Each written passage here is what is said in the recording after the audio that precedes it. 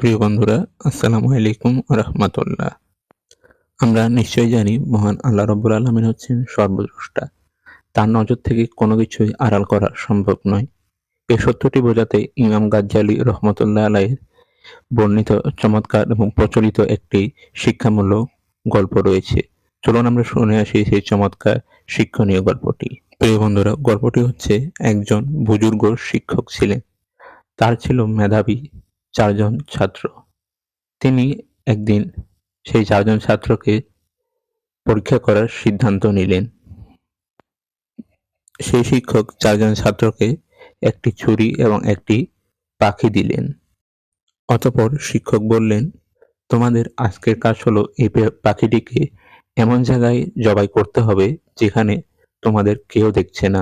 মনে রেখো, জায়গাটি যেন সম্পূর্ণ নির্জন এলাকা হয়। বন্ধুরা, বেশ কিছুক্ষণ পর ছাত্ররা একে একে ফিরে আসলো। প্রথম ছাত্র একটি অন্ধকার ঘরের কোণে গিয়ে পাখিটিকে জবাই করে নিয়ে এলো। সে ভাবলো সেখানে তো তাকে দেখার কেউ নেই। এরপর দ্বিতীয় ছাত্রটি গভীর জঙ্গলে গিয়ে ঝোপের আড়ালে পাখিটিকে জবাই করে ওস্তাদের কাছে নিয়ে আসলো। সে ভাবলো এখানে তো বনের পশু পাখি ছাড়া দেখার মতো কোনো মানুষ নেই।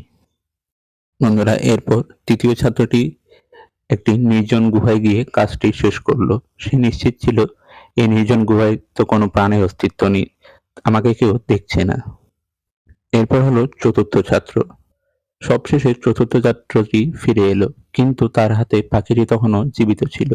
অন্য ছাত্ররা তাকে দেখে হাসাহাসি করতে লাগলো। শিক্ষক তাকে জিজ্ঞেস করলেন, বৎস, তুমি কি কোনো পাখিটিকে জবাই করার জন্য কোনো নির্জন জায়গা খুঁজে পাওনি?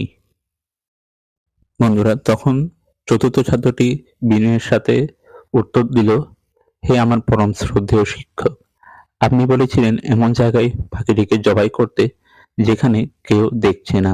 আমি অন্ধকার ঘরে গেলাম, গভীর জঙ্গলে গেলাম, নির্জন গুহায় গেলাম, কিন্তু এমন কোনো জায়গা খুঁজে পাইনি যেখানে মহান আল্লাহ রাব্বুল আলামিন দেখছেন না। চতুর্থ শিক্ষার্থীটি আরো বলল, আমি যেখানেই যাই না কেন আমি অনুভব করছিলাম যে মহান রব আমাকে সবসময় দেখছেন, তার নজর আমার উপরেই আছে, তাই আপনার শর্ত আমার পক্ষে পূরণ করা সম্ভব হয়নি।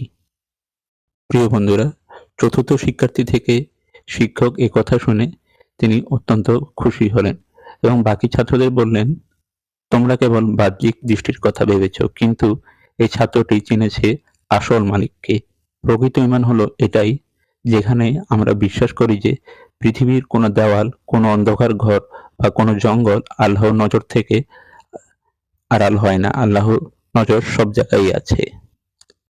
প্রিয় বন্ধুরা, এই গল্পটি থেকে আমরা শিখলাম যে আমরা যখন একা থাকি তখন আমরা আসলে একা নই। আমাদের প্রতিটি কাজ, এমনকি মনের গোপন ইচ্ছাটিকেও মহান আল্লাহ তাআলা দেখছেন, মহান আল্লাহ তাআলা জানেন। এই বোধটি যদি আমাদের ভিতরে থাকে তবে আমাদের দ্বারা কোনো অন্যায় কাজ করা সম্ভব নয়।